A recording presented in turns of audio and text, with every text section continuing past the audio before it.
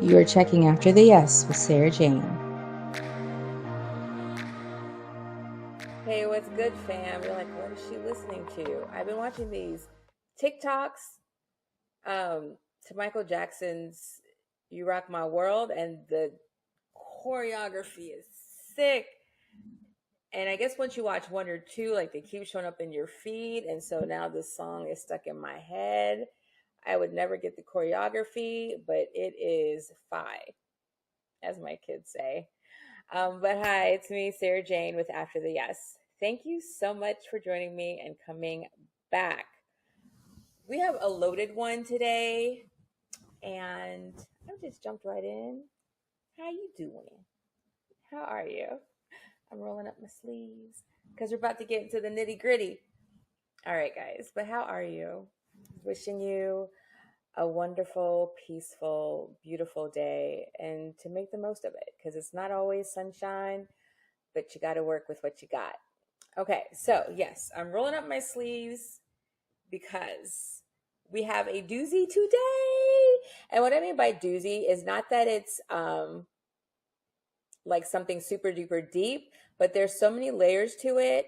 I know I'm definitely gonna have to come back and do this in a few segments. And I have found that this has become so big and so popular.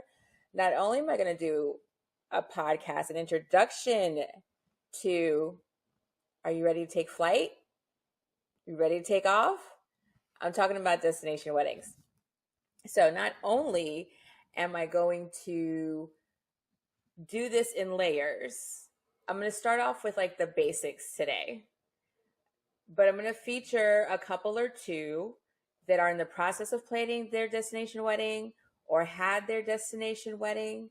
And I also think maybe chapter 3 or 4 to these layers is taking you along with me to a destination wedding that I have coming up. So you can really get a good overview of just what happens and how we execute everything, right? But because I have seen destination weddings grow tremendously the past few years, it was already taking an uptick pre-COVID, but after COVID, it has gone like so. Let me start with the basics and even feature a couple that were planning to get married locally and then all of a sudden decided no. They deviated and was like, nah, we finna catch a flight. So which is the part of my title, right? Ready for takeoff. So, destination weddings. I will tell you number one, the biggest reason I hear couples wanting to do destination weddings is budget. Can you save money doing a destination wedding? Absolutely. Can you spend more than doing a local wedding? Absolutely. So I would say you can definitely have a less expensive wedding in the Caribbean. Let's start off with the Caribbean. We're going to focus on Caribbean today, and we can do like Europe and stuff later. And because destination weddings actually can be everybody coming to the state that you live in and no one else is there. And that's also considered a destination wedding. But today I'm going to just start scraping off the top of a destination wedding in the Caribbean. You can save money, absolutely. Definite benefits, packages, lots of different packages, all inclusive packages that will include the cake, the dinner, the ceremony, the officiant, our basic tablescape, so white linens, white padded folding chairs, that kind of thing. Absolutely. And you can find it for 5,000, 7,500, 10,000, which let's be real, even a wedding with 50 guests and an open bar for 5 hours and great music and a DJ, very hard to come by for 10 grand. So are the savings there in the Caribbean? For sure. Okay.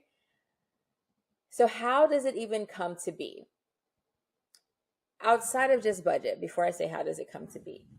Outside of just budget, The other super popular thing I've been hearing is the ability to connect with friends and family. You absolutely connect with friends and family at your wedding. So many guests at your wedding you probably haven't seen in weeks, months, maybe years.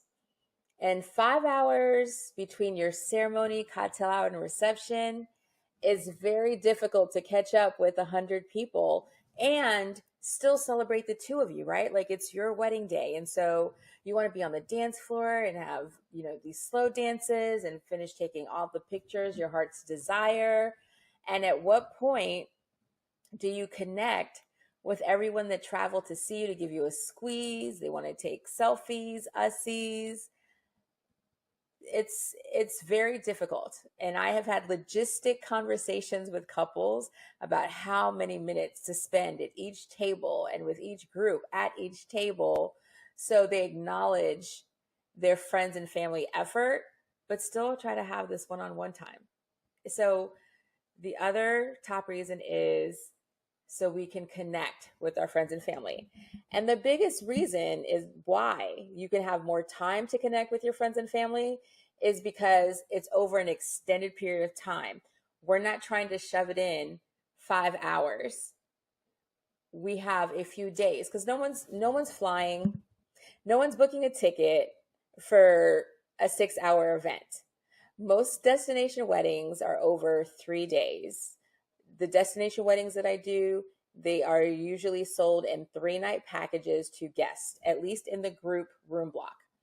And so they make the most of those 3 days. And we end up planning a weekend itinerary for everyone that's attending.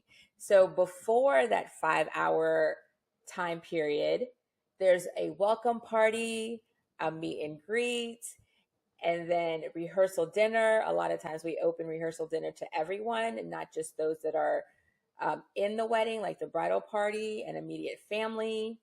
And then you have the wedding. And then usually, sometimes, 50% of the time, there's an event the day after the wedding because you're already there. You're at the resort, unless you're leaving out the very next day. We've done like book cabanas by the pool. We've done a brunch. We've done boat parties where we transport everybody. So there's a lot of ways, but definitely more time to connect with your friends and family. And so what I have found is what you spend for 5 hours, you can spend the same or less for 3 days. So you're getting multiple parties for the same, maybe a little bit more, but you're getting more time and multiple events. So now you're not stressed to go to each table and try to go, yeah, hi, thank you. So I'm so happy. Yes, hug, cheese. And then like have to move to the next group, to the next group, to the next group at one table. Okay. So that is a big thing. And so I can tell you almost always couples have such amazing memories and are so happy that they chose a destination wedding. So back to that first layer. Okay. What is your vision? So before we get to the destination wedding, what was your vision? I've actually had guests go, you know what? It would blow what we want out of the water. It would blow the budget out of the water if we invited 250 people to our wedding. And we live in New York. So we know we're in six figures for sure, not even elaborate. And so a destination wedding is carved out of, I can still invite 200 people. We can maximize our dollar and our celebration time. But yes, there's less likelihood that 200 people are going to attend to your destination wedding. When your wedding is at home, on average, you have 10 to 15% attrition rate. So you invite 200, probably get about 180, sometimes maybe 175. If you have a destination wedding where you got to pack your passport, catch a flight, and then stay someplace for 3 or 4 nights, you can cut that down to about 50%. And so I've had that be a drive for some guests, for some couples, as far as inviting everyone, knowing that not everyone is going to show up. And I have had that backfire. This particular couple that was like, if we invite over 200 guests in New York, and they did do still invited everyone, and their wedding was in Playa Mujeres, Mexico, and they actually had about 140 come. Shocked me, shocked them. They were a little bit shell shocked, maybe a little bit disappointed. They weren't planning for that. And even the resort was like, wow, this is one of the biggest destination weddings we've ever seen. But was that puppy magical? Absolutely. It was amazing. And I'm going to drop a picture like here so you guys can see how incredible it was. A few clips of their wedding. But we had an all white party, we had a meet and greet, then the wedding, and then we actually chartered a boat to Isla Mujeres and had an amazing wedding. Okay, so guest size, connection with friends and family, and budget. Okay, so your reason, your logic, or venturing into a destination wedding, now that you feel like I could do this, where, how, which place is the most cost effective? Like, where do we go? The vision plays a lot into that, and there's countless. I mean, the Caribbean definitely has cornered the market on a one-stop shop where you can literally just arrive and they have your fishing set, your DJ set, your decor. There's many, many resorts that have decor packages already set. You can just go from, 1 to 10 and pick the color scheme and the type of flowers. They really make it simple. And so if you're super, super busy and your vision was never to plan your wedding nonstop, because a wedding can definitely feel like a second job, then these kind of curated, already pre-planned packages might be ideal for you. And the package includes like those welcome parties or rehearsal dinners that I tell you, that I shared with you, that take place over the amount of days, and then including the ceremony, cocktail hour, and reception. And so one-stop shop, couples seem to like that a lot. Customizing, that also happens a lot, and that's where I come in as well. So when I help a couple with a destination wedding, once we find out their vision, their budget, what they would like to experience together, as well as their guests, that's how we kind of tackle those things if they didn't have a specific location in mind. And so making sure I get the vibe right is really, really important before we delve into the planning part.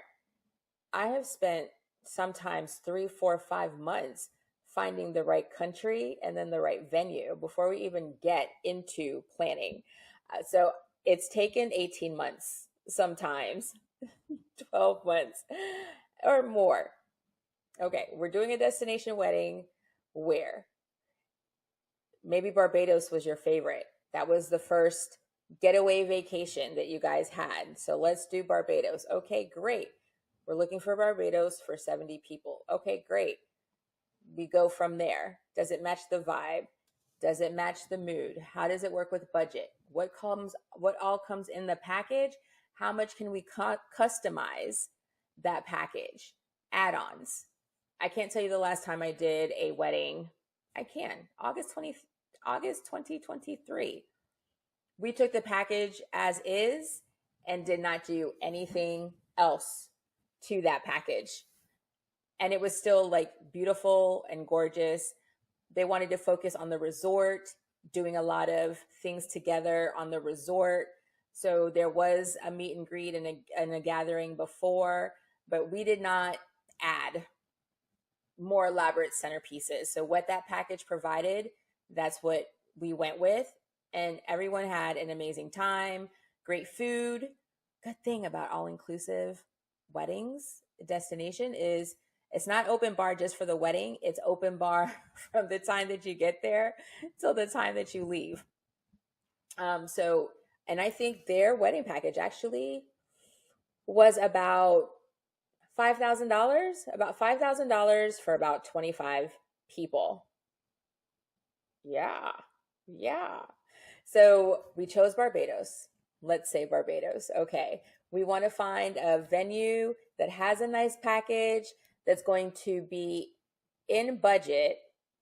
Catch this, in budget, not just for the couple, but also in budget for your guest. And that is an added layer that I add on when we discuss the vision of the destination wedding. And I say, okay, if it was you and you were going to a destination wedding, what would be a comfortable price point? And I am super sensitive for guests that are coming to celebrate you and taking to heart their sacrifice, right? Their time and commitment to come celebrate with you. So, in general, if they ask me for a suggestion, my sweet spot is between 3,000 to 3,500 for 3 nights, all inclusive, including their flight. Okay. And the reason why that's great is they know once they check in, like it's on like popcorn, right? Like nothing else to worry about because literally in our packages, because I curate the travel packages for the guest as well, even your transportation is included. So how they get to the resort from when they check in, that's already taken care of.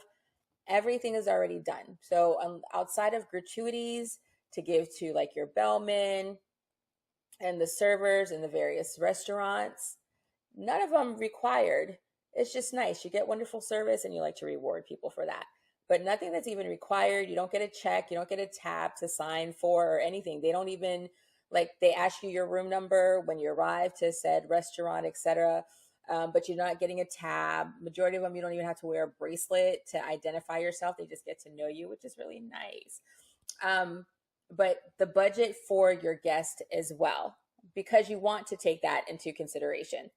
So 3,500. Okay, great.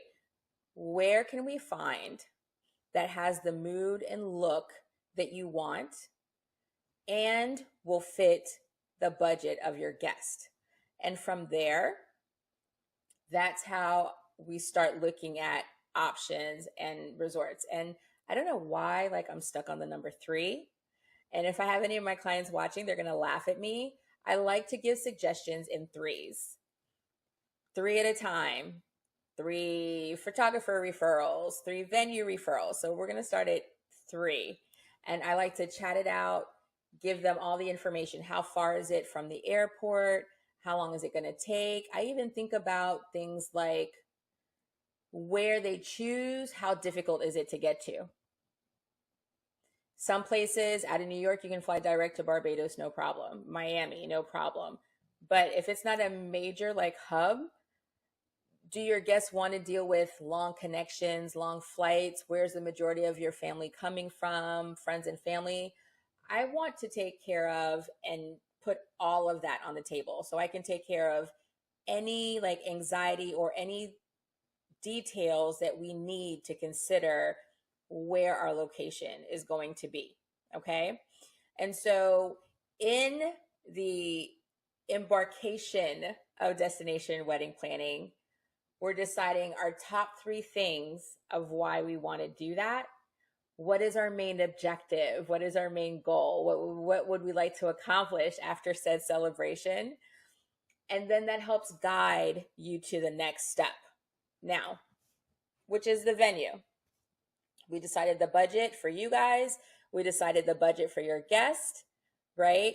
What the vibe, you know, the vibe, what the vibe is, and then the venue.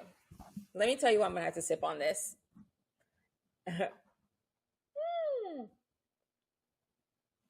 Because a lesson that will be learned very early on in the destination wedding process is they are on Caribbean time, honey. And when I say Caribbean time, that means do not expect a response, an email back in 3 days, 4 days, 5 days, sometimes 7 days, even longer. Yeah. And so I have to give that full disclosure to my clients when we start on the journey. You leave the frustration to me, but if I do not have that information for you and it's been 4 or 5 days, it's because I don't have it. Some resorts are like wedding mills, so they're not pressed. So when I am reaching out in September of 2024 for your wedding in July of 2026, I am nowhere near the totem pole. But the blessing is we have time. That is why this additional time is for. But I have to let couples know because they get frustrated and be like, have we heard back? Do we get a proposal? We want to know something about what premium drinks are included. Can we get this certain type of beer? Um, can we move the cocktail hour and add an hour here? How many different locations can the ceremony, cocktail hour, and reception, like these type of things? And I've done them so many of them. A lot of times I know the answer, but if I don't, like the other day, I did not know, since they don't want wedding cake, could they get a credit for the wedding cake because it came in the package? I had to ask. It took 8 days to get that response. And sometimes I've pushed the nuclear button and I've had to call over there and be like, look, now listen here. But you have to have patience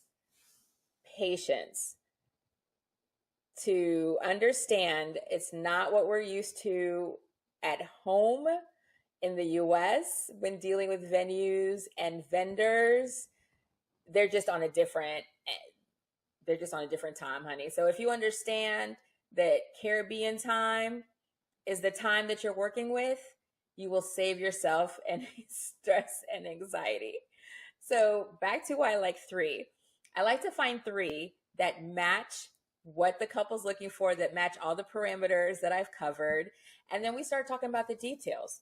Could you see your wedding ceremony on this rooftop? Could you see it on the beach? And then how about, could you envision the welcome party here or the meet and greet at this bar? And so we talk about all those semantics and they give me their feedback. And then we talk about, okay, what are the numbers for your guest? And the beauty and the bonus and the benefit of when you do a destination wedding, if that is the right choice for you, is majority of resorts will reward you for bringing guests to their resort, right? You are hiring them to help you throw an amazing wedding celebration, but you're also bringing guests with you. So the revenue is not just in that $10,000 wedding package that we purchase. It is also the, let's say 50. If we brought 50 guests, adult only, I'm going to touch on that really quick too. If we brought 50 guests, adult only, so let's just say two, that's 25 rooms. So if those 25 rooms were 2,000 for the 3 nights, because that's most resort required minimums, is for a discounted rate. You can come and stay 1 night if you want, but majority are for a discounted rate. It's 3 nights. That's $50,000 that you're bringing to them before they book a spa service, an excursion, or whatever. So they realize outside of the wedding portion, there's a lot more business to be had. And how that's rewarded to you is many ways. It depends on the resort. It can be rewarded to you in free nights for your own stay, a credit back, which is just straight cash, how you want it, check, credit, like tell us what you want. Free comps towards your wedding. You can add an additional event. You can add elevated menu. There's a lot of ways, but there's amazing benefits. One wedding I am working on is, because of the size of their room block and the amount of guests they have attending, they actually, all 3 of their events that they're having are included. So they're actually not paying for a wedding. They're not paying for like the food and beverage, for the welcome party, for the cocktail hour, and for the wedding reception. because the amount of revenue they're bringing with their guest. So what their cost will be is like the other accoutrement, right? Because we don't actually have a wedding package in their situation. And so the other things are centerpieces. We'll meet with their local florist or the resort florist. You have options. Um, the florist, the DJ. Do we want chargers? Do we want to change the standard white linen that comes with it? Do we want string lighting outside for the welcome party? So those kind of added. Do we want to do a taco bar, a margarita bar? So, for the day after. So these are different things now that is what the budget is, but they all have amazing comps and benefits. So we weigh all those pros and cons. Who has the best, like, fight for me. Fight for me.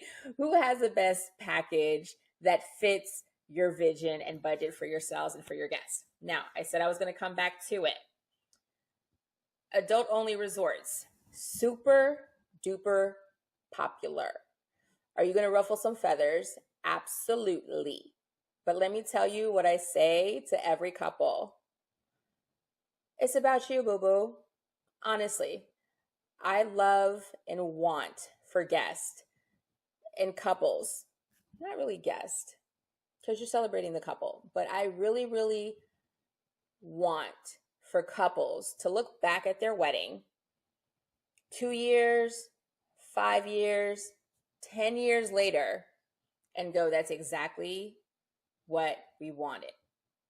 And I experience couples getting anxiety about making plans that they really want, but that doesn't benefit or take everyone into consideration. And that is okay. That is okay. If they can't make it, that's all right. Even like weddings on different days of the week, like Friday. I did a destination wedding in Dominican Republic on a Tuesday. And I think the date was what was specific for this couple. Like that date was super important. They still had over 90 guests come on that Tuesday for the wedding. And so those who can make it will make it. But at least at the end of the day, it will be everything that you envisioned. And you know what? I think they spent about $20,000 for the 90 guests on a Tuesday. Now, there was no wedding package that was $20,000. The prices were very decent. We did a plated meal, I believe, above 30 people. It was $25 per person per head. You won't see that, right? A plated meal and open bar. Where we spent this money on this particular wedding is because they wanted it beachside and they didn't want the decking. And so 3 days before, we started building a floor over the beach. We built 2 floors, one over where the ceremony was going to be, and then one over where the reception was going to be. And then we brought in truss and lighting and chandeliers made out of baby's breath. So there was a lot of construction. And so take a peek. Let me know what you think. But so that's where our expenses went. Okay. But still, if they did that here in the US, we're more than double that amount. So there were still tons of cost savings. But the adult only has been something that I have seen more and more couples want for a myriad of reasons. But I also did a wedding for almost 200 people in December, and there was about 25 to 30 kids, but we hired 4 babysitters. We had a separate like activity room and everything you could think of, coloring books and lots of activities and play pillows and stuff like that. But couples more and more are doing adult only resorts. Hey, again, when we're planning and we plan early, we put on that save the date. It's going to be that it's at an adult only venue. And when they say that, they literally mean no adults are allowed on premises. There are a few, like 1 or 2 resorts that I know that although it is an adult only resort, they will give you a pass for like 4 to 5 hours for a child to come on just for that event. They can't go anywhere else on the resort. They have to be at that event and then they have to leave. So I've had where the family stayed at a different resort that was kid friendly, but the adult only line of destination weddings is like, and so if that's more what you envision, it's definitely out there. There's tons of family friendly ones as well. Ooh, you know what is a great compromise? I have done many weddings in some resorts in Jamaica, Mexico, Dominican Republic have family resorts that you can stay on one side if it's adult only, and then the family side is literally like a 5 or 6 minute walk. And so your kids are there. I can't think of any resorts that don't have babysitting services, like a kids camp, et cetera, et cetera. But they can stay with their children on the family friendly side. And then those that want to be like, oh, look, I couldn't wait to get rid of my kids. Like they with grandma and grandpa, and they want to be a full adult and do adulting things only for their stay. It's there. So everybody's still in the same vicinity, connected by a walkway. So those are definitely options available. But I definitely have seen stateside, but definitely destination side, the adult only thing has been like booming. All right. So I want to just like do the surface and then add those other things, right? So we talked about the budget, finding the great location, all the different comps and benefits, depending on like the package that you can add to it. The next most important thing I would say after that is giving people the gift of time. So now that you've decided where and when, and this is the perfect resort, oh my gosh, a dream, you need to let your people know. Budgeting is super important. And if they have kids and it's adult only, how to facilitate the childcare, right? Those things need arrangement, and they might need to budget for it. Or not take that big vacation this summer because they know in the spring they want to go to Cabo and be there for your wedding. So now they know, oh, great. I'll do something smaller because I want to make sure that I have enough time off for their wedding. That starts with that save the date.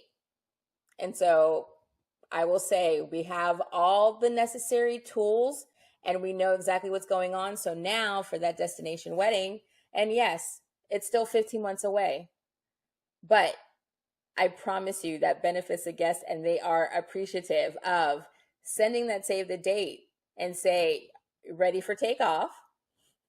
Are you ready for takeoff? Hey, June 1st, 2026, get ready for takeoff because this is what's happening.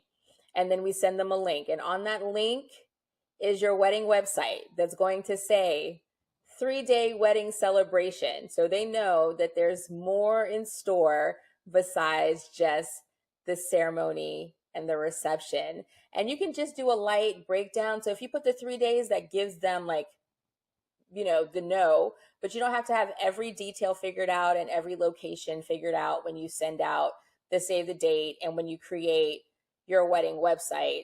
And then it'll have the information of how to book their stay. The link, fill out inquiry form. There's so many variations of room blocks through resorts, through the travel planner. I do that as well, through a link. So depending on what resorts, because there are plethora. And then that's how you get started. At the same time of patience, because they're on Caribbean time, communication definitely can be lagging. I think it's because they do it so often. They're not pressed. They're not really stressed about your cake question, whether fondant or buttercream and how much more is the fondant, because buttercream's included in the package, but fondant is not. They're not interested in that 8 months ahead. I'll ask anything, but no one's pressed about getting that answer about, can you do this design in fondant for the wedding cake? Most resorts jump into gear 90 days in advance. But by then, if you have a planner helping you, they got you, They have the checklist, they have the mood board, the vision board, everything that they need. They know that you need. They have the pricing ahead of time. So then by the time the wedding coordinator jumps in, you have all the answers that they need. And now we're just going to wait for you to get back to us with pricing and such. That's generally how that would work. And then we're crossing the T's and dotting the I's in the process. Like that's pretty much it. So that's how that would work. And then tastings, traveling to see the site.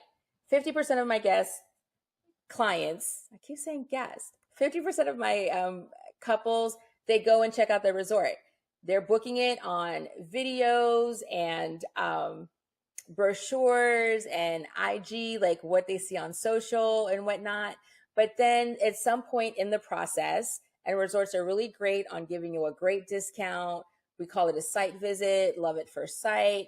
There's variations of it where you get to see the resort, put your feet on the ground, see the places that you chose to hold each event, and taste the food, right? Like your wedding tasting, so you know what you're serving guests, and they're always super flexible. Add more seasoning, a little less salt. Can you cook it medium well instead of medium rare? Like that's when all that stuff happens. And then we can meet with the decor people, the photography people, the DJ people. So we usually go over there for 3 days. And yes, I do travel for that. I know it's a tough job.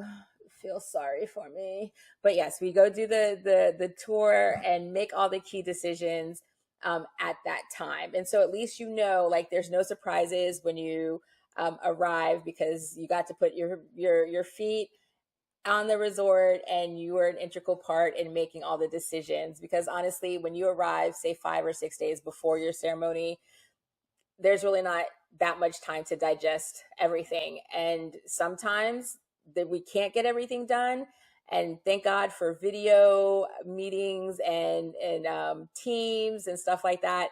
And we will figure out the rest and the logistics that way. So I hope like in this, you kind of see like what partakes, what happens. And, you know, I'm going to come back to the welcome boxes, the how you keep your guest up to date. Do you send an invite after the save the date, and when do you send it? Because it's a little different for a destination wedding, different kind of, you know, events, how you infuse certain ideas, especially when you're working with, you know, another country. What seems basic and understandable here may be a little harder for them to understand over there. And then, like I said, I want to bring some destination couples to you so you can hear it from them. But like as like you can see in these various photos and little like shots of all the different options of the destination wedding and the celebrations like throughout the course of several days, and how it comes to the idea of having it. So I hope that was enough to just wet your whistle. And if it's something that you're considering or something in the process of, shed a little bit of light for you. But thank you. I was talking so much. I didn't even sip like I usually do. As always, I'm completely grateful and appreciative of you sticking it with me and allowing us to flourish together. So until next time, this is Sarah Jane with After the Yes.